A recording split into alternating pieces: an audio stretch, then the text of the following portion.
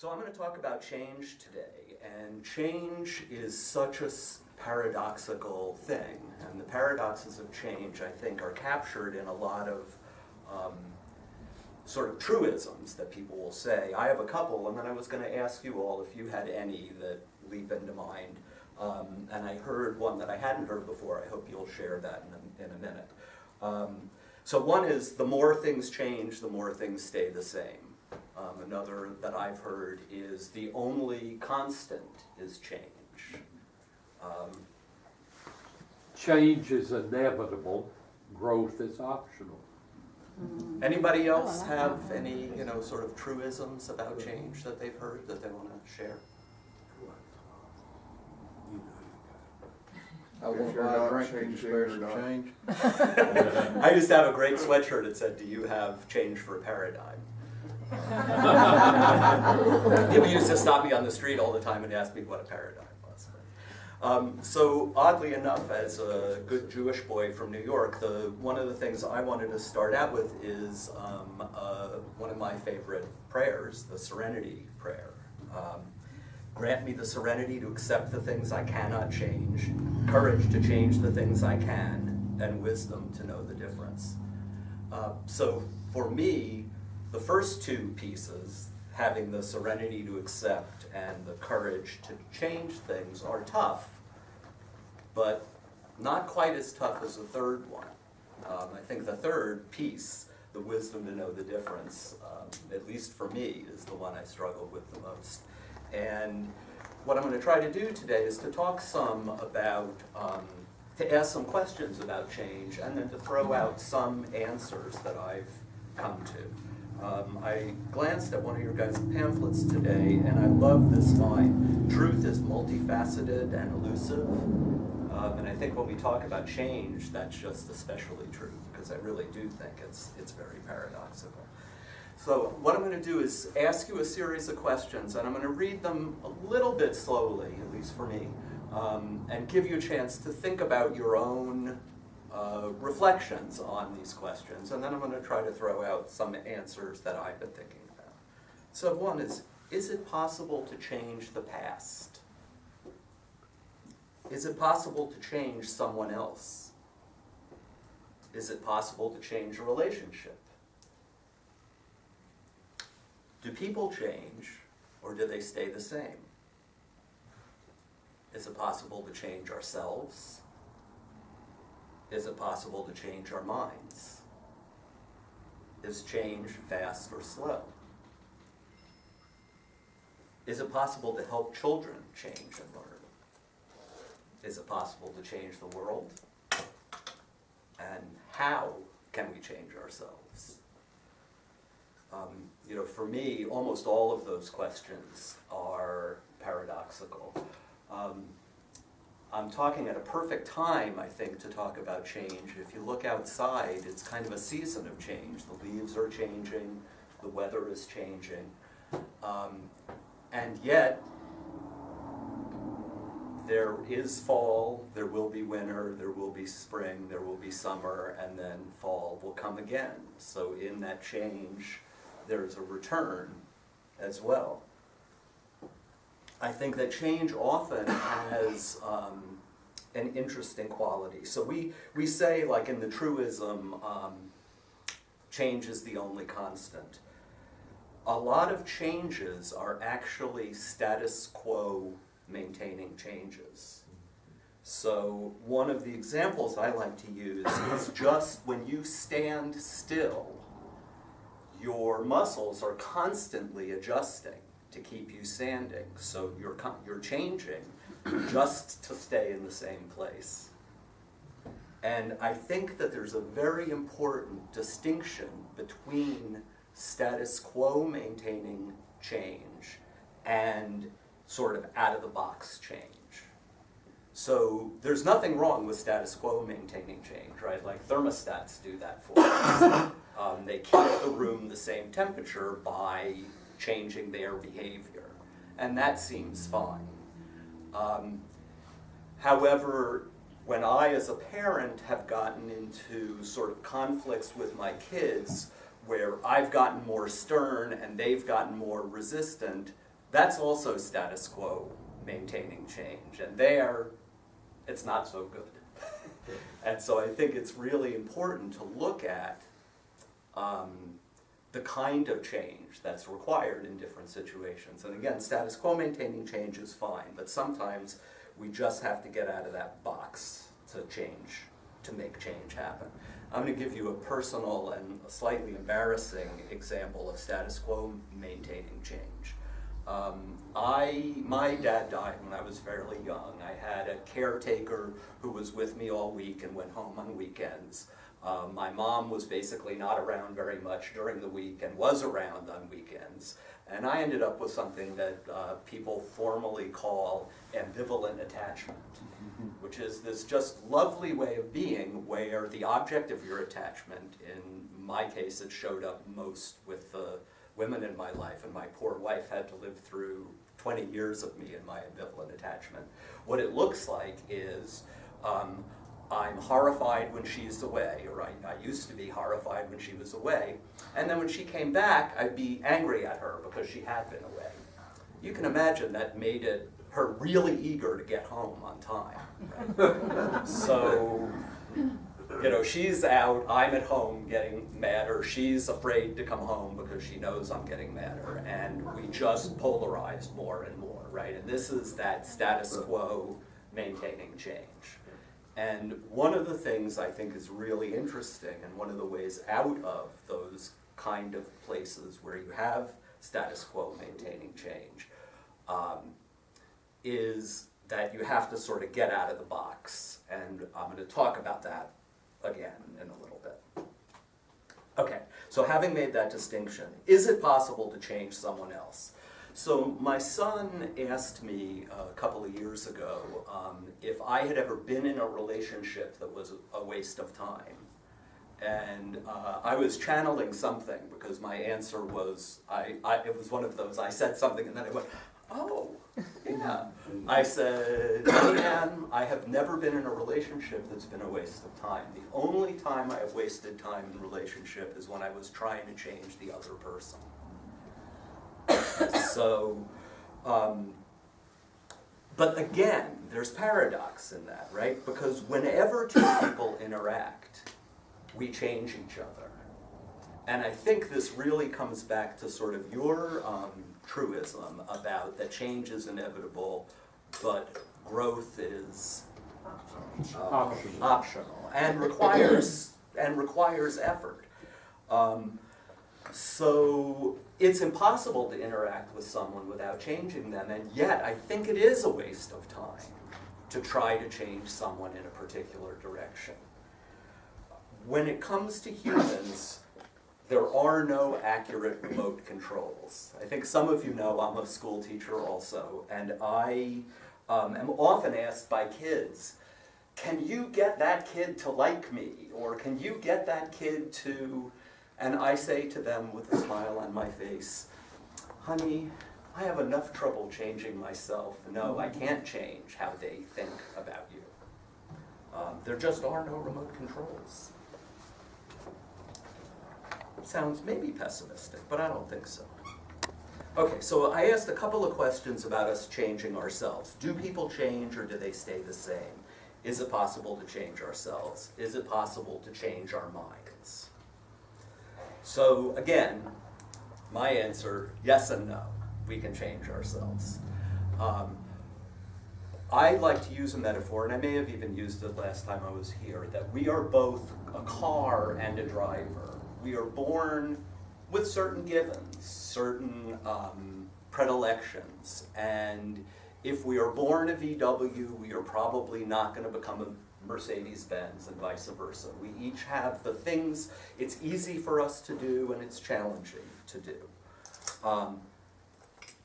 Can we change where we go and how we drive that car? Of course we can, and we do all the time. I have a poem I want to read to you that is one of my favorite ever, and it's about changing ourselves. And it's about changing that part of ourselves that we can change. It's called I bet many of you have heard this before, it's called An Autobiography in 5 Short Chapters by Portia Nelson. Chapter 1, I walk down the street. There's a deep hole in the sidewalk. I fall in. I am lost. I am helpless. It isn't my doing, and it takes forever to get out. Chapter 2, I walk down the same street. There's a deep hole in the sidewalk. I pretend I don't see it. I fall in again. I can't believe I'm in the same place, but it isn't my doing, and it still takes me a long time to get out.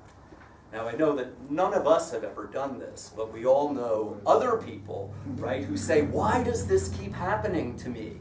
And we're going, probably has something to do with what you're doing, right? But this person at chapter 2 still hasn't made that recognition. Chapter 3, I walk down the same street.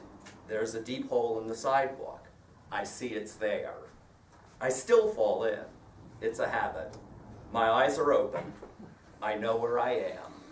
It's my doing, and I get out immediately. Chapter 4, I walk down the same street. There's a deep hole in the sidewalk. I walk around it. And chapter 5, I walk down a different street. So, the message in that poem to me is obviously that that yes, we can change ourselves, and as all of the 12-step programs acknowledge, and many other folk, it starts out by recognizing that it's us that we have to change. I also teach Tai Chi, and one of my favorite things, we have an exercise that we do where I'll ask people to make contact with each other's wrists. And the goal is to just maintain contact as you move around. And you maintain contact in a way that if there was a butterfly between your wrists, you wouldn't hurt that butterfly. Okay, so that's kind of following in this very gentle, fluid way.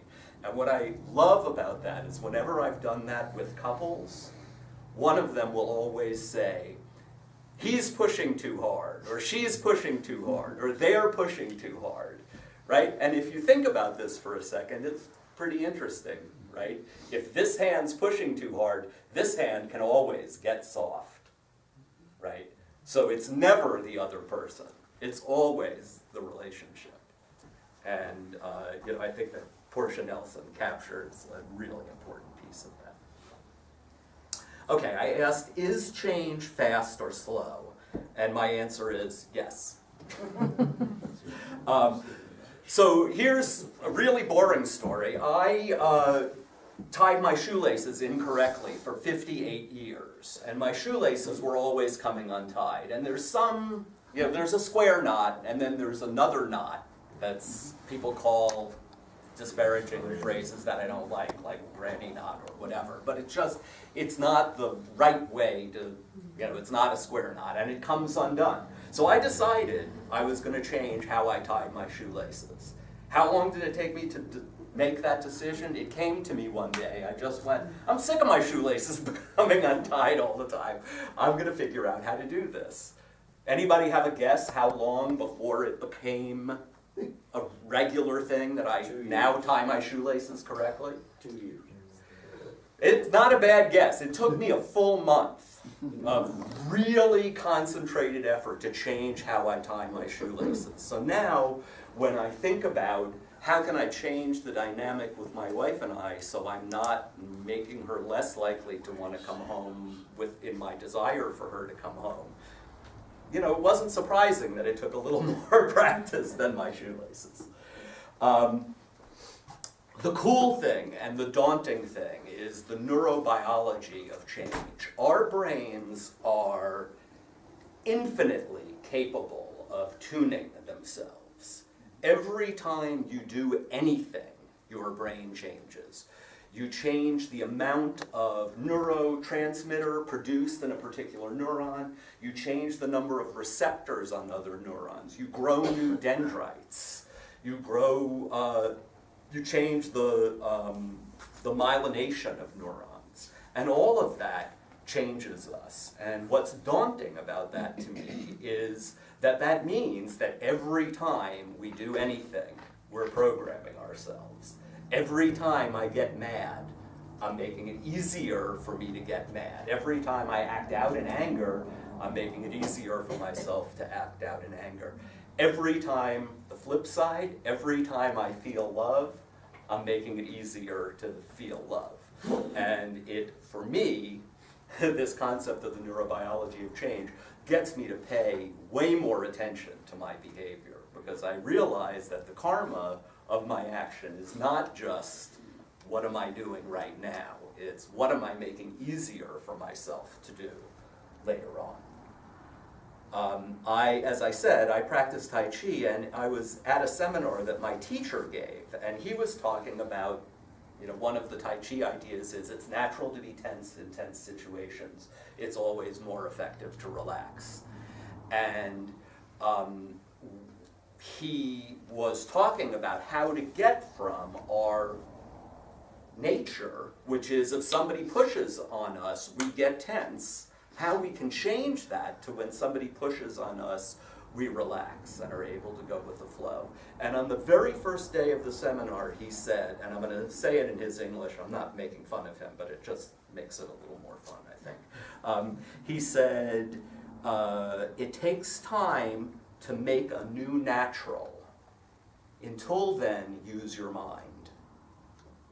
And I spent the rest of the seminar, I don't know what he taught for the next 2 days. I spent the next 2 days just thinking about, wow, so if naturally right now, this kid is just said something that really offends me and my natural response is to snap back at them, what do? I use my mind. I insert my intent at that moment to change my behavior, and each time I do, it gets easier to do again. Okay, is it possible to change relationships? So my answer is yes, of course we can change our relationships. One way we can do that is we don't push back when somebody pushes on us, and we don't cave in. We don't just let people roll over us. We have to do something different. And often what we try is within the box, within the paradigm solutions. And what I think is always powerful there is to look for the problem in the solution, right? So my solution to Anne being late was to get mad at her and to tell her how much I didn't like it when she was late. And looking into that solution, I sort of, at some point went, this is driving her away. This is not solving my problem. So recognizing that my solution to the problem was in fact the problem was the first step. Okay. So one of the things also in terms of changing relationship, and this is a very funny Tai Chi idea, or a very interesting idea, Tai Chi idea, but how many of you have read the story, The Little Prince? So there's a chapter in The Little Prince about the king, and it's my favorite chapter. I say it's my favorite about a lot of things. I probably have 7 favorite chapters in that book, and 43 favorite Tai Chi things, and whatever. But anyway, the king and the little prince walks around and tells people to do just what they're doing. And at first that may seem a little silly, but as a school principal, one of the things that I found out was that it was never useful for me to try to talk people into behaving in a particular way, to convince somebody to do something that wasn't something they wanted to do. It was always way more useful for me to figure out what is it that they like doing, and how could I support them in doing that. And that's a huge part of how we do school at the farm school. So speaking about school, is it possible to help children change and learn? One of the things that, one of my favorite quotes about teaching is that we teach who we are. And I recently had the pleasure of having this interaction with these 2 kids who loved each other but were in conflict over we were picking up geodes and breaking up a stone and finding pretty pieces of it, and they were collecting them. And they were fighting over these pieces. And I said to them, you know, my best friend, sometimes I give her my favorite piece of food off my plate. And I actually feel really happy about that, instead of fighting for the best piece. And one of the things I love about working with kids, especially at that age, they just started doing that with each other. They started giving each other their favorite stones. They gave me some of their favorite stones. And so, yes, you can't change someone, but and I'm sure with them, had they not witnessed me giving them my favorite piece of food off my plate, I think what I said wouldn't have much mattered. So by how I was in relationship with them, they changed. I didn't change them, but they were able to change.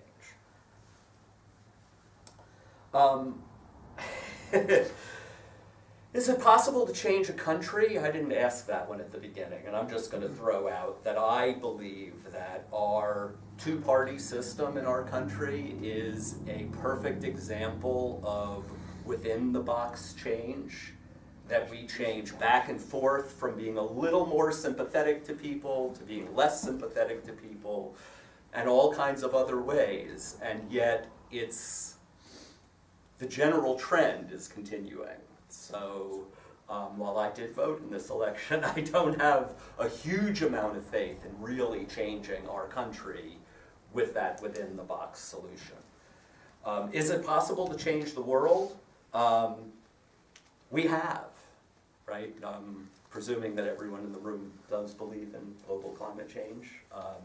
That's a human, all scientists agree, it's something that humans have done through our actions on the planet.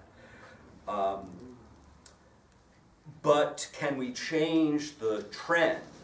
I want to recommend a book I think I recommended last time, The More Beautiful World Our Hearts Know Is Possible. And it's by Charles Eisenstein. He has a very optimistic answer. He says, yes, we can change the world, of course, by changing ourselves and changing our relationships with others, and doing what you guys do, by building community and working together on projects that make the world a better place. It doesn't just affect that project, it affects everyone who comes together in that group. And more on the planet, groups are coming together and making positive change. Okay, so how can we change ourselves? At the farm school, we do these circle practices. We say how we're feeling. We say something we're grateful for, like your guys' sharing of joys. We set our intent. We say, what is our goal for the day? We ask things of people. We make requests. And we ask things of the universe. I think those are all ways that we can help change ourselves. When we learn to read our feelings, when people ask us how we're feeling and we learn how to, and we are able to answer, we can use our feelings as indicators. And then we can figure out, if I'm feeling badly, why am I feeling badly? Is it where I am? Maybe I should be someplace else. We express gratitude for that neurobiological reason, because every time we express gratitude, it becomes easier to be grateful. One of my favorite truisms about gratitude is the best way to have a life we love is to love the life we have. And I have found that to be a transformative practice, just recognizing at the beginning of every day, what are all of the things I have that I enjoy? Setting intent, setting a goal obviously initiates change. Back to my shoelace story, right? I had to decide that I wanted my shoelaces to stay tied before I could really start making the changes and practicing tying my shoelaces the right way. Making requests of people, I said, well, change is paradoxical. I said, we can't change others, but we can ask other people to change, and they may or they may not. But if you don't ask, you'll never know. I worked with a dear friend at the farm school. For those of you who haven't been there, there's a huge long hallway, and as I can be a little bit loud sometimes. I had someone who I worked with, and when he was all the way on the other end of the hallway, I had a habit of going, "Hey, Mike!" And after we worked together for about 2 years, he said, "You know, Peter, it kind of scares me when you shout at me in the hallway. Could you maybe walk down the hallway to talk with me when you have a question?" And I felt so sad. 2 years. It's like, you could have asked me 2 years ago and I would have stopped then. And it was such an easy thing to do. So don't forget that it is okay to ask for what you need. And we make requests of the universe at school, and it is a form of prayer, and I really don't know how it works, but it does. It starts our intuitions going, it changes our behavior, and somehow it changes how we resonate with the universe. Okay, quickly I'm just going to mention a couple other practices and then I'll wrap up. I think blessings are a great practice, and you know, I mean like really doing this in your head, like meeting people and wishing for them what you think they would wish for, or wish for them what you're wishing for. Some of my favorite sort of self-prayers are, may I have a peaceful, playful, productive, joyous day. And so I like to run that in my head when I see other people. May you have a peaceful, joyous, playful day. One of the things that Buddhist folk like to say is whenever we sort of throw something out in the universe, we keep a copy. And if that's a blessing, we keep a copy. And if that's an angry barb, we keep a copy. Buddhists will talk about holding on to anger like holding on to a hot coal, or hurting someone else by stabbing through ourselves, right? So when we're really angry with somebody, we always, or when we act out in anger towards someone, we always keep a copy of that. And so the flip side, blessings are a great choice. Metta meditation, may I be peaceful, may I be happy, may I be healthy, may I be free from fear. And then working out from may I to may all beings in the universe be peaceful, be happy, be free from fear, and be healthy. Literally say, like, we all know that those things are good, right? That doing those things are good. But it's the practice, it's the repetition, it's doing it every day that changes the wiring of our brains. So we really do change ourselves. The bottom line to me, I guess, is for me, and this is again super paradoxical, is that to change anything, we must embrace it and love it as it is. And I don't know about the rest of you, but for me, you know, if I'm feeling good, I'm standing outside, there's a warm breeze, I'm looking at the beautiful leaves, it's very easy to embrace that moment, right?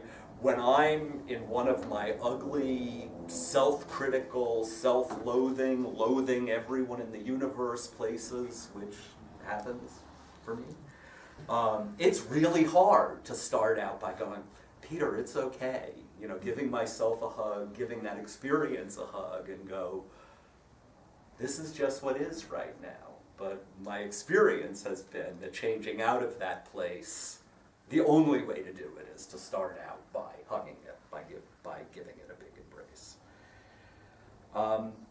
I guess I want to summarize and end with that all we can change is our mind. That's the only thing that we can really change. But that by changing our minds, we can change almost everything. So, you know, even back to like, can we change the past? No, what's happened, right? But what it means, it's all in our heads, right? The meaning we put on the events in our lives is all in our mind. And I like to ask myself the question, when I'm feeling badly, how am I thinking incorrectly? What am I doing? What is my mind doing right now that's got me feeling this pain? Now, of course, there's times where it's, for me, perfectly legitimate to feel pain and to feel badly, but I spend way more time suffering than I need to when nothing is going on and it is just in my mind. I want to make a final recommendation. I told you about this book. I'm also a huge fan of this book called Change. And if you want sort of more on the paradoxical nature of change and this kind of the difference between status quo maintaining change and real change, this is a great source. And then the other thing I want to recommend that I'm sure many of you have thought about is Byron Katie's work called The Work. And if you Google on the internet The Work, a lot of what she does is, I'm really mad at that person because they are, and it's how to turn that around and start looking at what is it I'm doing in my mind that's making me suffer in response to this person. And so I think it's just a great source. Thank you all for listening, and I really look forward to talking with you all in Circle.